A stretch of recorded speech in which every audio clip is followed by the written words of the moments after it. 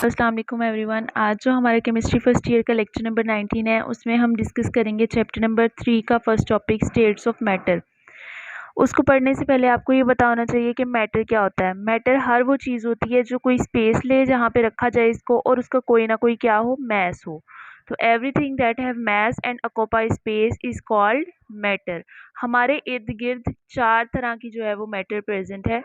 जो पहली जो है वो आपने सुनी होगी, मोस्ट कॉमन 3 जो हैं वो सॉलिड, लिक्विड एंड गैस। और चौथी जो है वो है प्लाज्मा। ये ह्यूमन क्रिएटेड होता है मोस्टली, लेकिन ये नेचुरली क्रिएटेड भी प्रेजेंट है।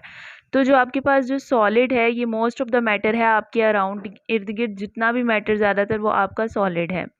उसके बाद जो लिक्विड है ये सबसे लीस्ट कॉमन मैटर का फॉर्म है, क्योंकि ये सिर्फ एक रिलायबल टेम्परेचर तक रहता है। अब जैसे आपके पास पानी है, ज़्यादा टेम्परेचर करेंगे तो वो गैस में कन्वर्ट हो जाएगा, कम टेम्परेचर करेंगे तो वो सॉलिड में कन्वर्ट हो जाएगा। तो ये टेम्परेचर डिपेंडेंट होने की वजह से जो है कम पाया जाता है इन चारों में से।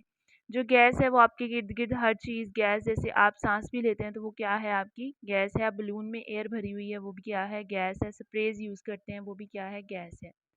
प्लाज्मा वो चीज़ है जो चार्ज पार्टिकल्स रखती है, ठीक है। ये गैस की तरह ही इसके मॉलिक्यूल्स एक दूसरे से बहुत दूर दूर होते हैं, लेकिन ये चार्ज पार्टिकल्स होते हैं। ये चीज़ हो गई। अब हमारे पास आ जाती हैं प्रॉपर्टीज़। प्रॉपर्टीज़ हम इसमें से सॉलिड, लिक्विड और गैस की पढ़ेंगे। सबसे पहले हम प्रॉपर्टी पढ़ते हैं सॉलिड्स की।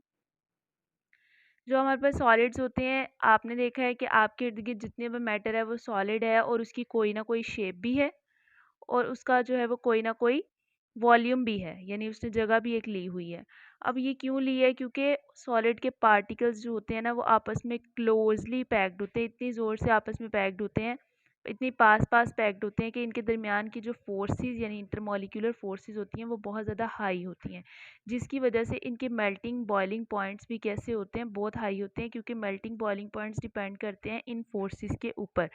उसके बाद अब चूँकि सॉलिड के पार्टिकल्स बहुत क्लोज होते हैं तो इजीली ये ना तो डिफ्यूज़ करते हैं। डिफ्यूज़ का मतलब होता है कि पार्टिकल्स का एक एरिया से दूसरी एरिया की तरफ निकल जाना। तो ये अब चूँकि पैक्ड इतने ज़्यादा हैं तो ये इजीली डिफ्यूज़ नहीं कर सकेंगे। उसके बाद इनके दरमियान फोर्सेस भी स्ट्रॉन्ग हैं, तो इस वजह से ये पार्टिकल्स कौन सी मोशन शो करेंगे, इनकी पार्टिकल्स की जो मोशन है वो ओनली वाइब्रेशन मोशन होगी, कि ये ज़्यादा से ज़्यादा जो है वो सिर्फ वाइब्रेट करेंगे अपनी ही जगह पर रहते हुए। ये गैस की मॉलिक्यूल्स की तरह इधर उधर रैंडम मूव नहीं कर सकते। उसके बाद जो हमारे पास डेंसिटीज़ हैं, इसकी डेंसिटी होती है मैस बाय वॉल्यूम। तो अब इनका मैस भी हाई है, यानी कि ज़्यादा है, तो ये इनकी डेंसिटी कैसी होगी, बहुत हाई डेंसिटी होगी। ये यहाँ तक हो गया हमारे पास सॉलिड। अब है हमारे पास लिक्विड्स।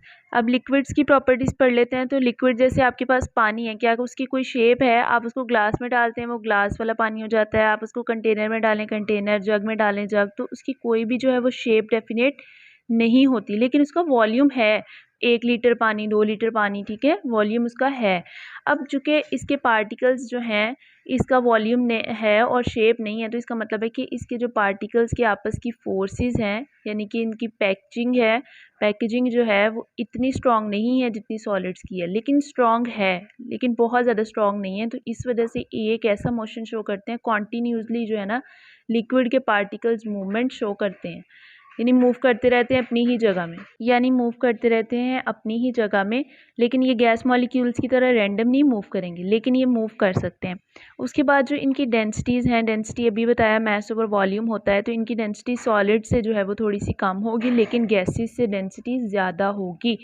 अब इनकी अट्रैक्शन ऑफ फोर्सेस, अब इनकी मूवमेंट की वजह से, अब ये मॉलिक्यूल्स कैसे कर रहे हैं, मूव कर रहे हैं, तो इनके अंदर प्रेजेंट होती है काइनेटिक एनर्जी। मूवमेंट की वजह से जो एनर्जी प्रेजेंट होती है वो होती है काइनेटिक एनर्जी। तो अब ये लिक्विड्स हैं, तो ये लिक्विड्स आपको मैंने अभी बताया कि अगर हाई टेम्परेचर कर दें तो क्या होता है कि ये गैस में कन्वर्ट हो जाते हैं। क्योंकि जब ये गैस में कन्वर्ट होते हैं हाई टेम्परेचर पे, क्या होता है, इनकी काइनेटिक एनर्जी यानी मोशन भी इंक्रीज़ हो जाता है पार्टिकल्स का। और लो टेम्परेचर पे क्या होता है कि ये सॉलिड बन जाते हैं, क्योंकि इनकी काइनेटिक एनर्जी कैसी हो जाती है, कम हो जाती है, स्लो हो जाती है। ये चीज़ हो गई लिक्विड्स के लिए। अब हम देख लेते हैं कि हमारे पास गैसेस क्या हैं। गैसेस जो हैं इनकी ना तो कोई शेप होती है और ना ही इनका कोई वॉल्यूम होता है, और आप गैसेस को कंप्रेस भी कर सकते हैं। ये आगे आप पढ़ेंगे। कंप्रेस का मतलब है कि अगर उन्होंने आपके पास एक कंटेनर पूरा भरा हुआ गैस से, आप उसको दबा के हाफ कंटेनर भी कर सकते हैं। इसके लिए आपको लेकिन फोर्स लगानी पड़ेगी। अब डेंसिटीज़ जो है ना आपके पास गैस मॉलिक्यूल्स की, वो सबसे ज़्यादा लो होती हैं, लिक्विड और सॉलिड से भी लो होती हैं। इसी वजह से जब आप कोई भी लिक्विड लेते हैं तो उसके ऊपर जो गैस बबल्स हैं वो फ्लोट करके सरफेस पे आ जाते हैं। क्यों? क्योंकि उनकी डेंसिटी कम है, तो जिस चीज़ की डेंसिटी कम होती है वो ऊपर आ जाती है। उसके बाद आपने पढ़ा कि इसकी फोर्स ऑफ अट्रैक्शन कैसी होगी। सॉलिड के बाद लिक्विड की थी, लिक्विड से भी कम है गैसेस की।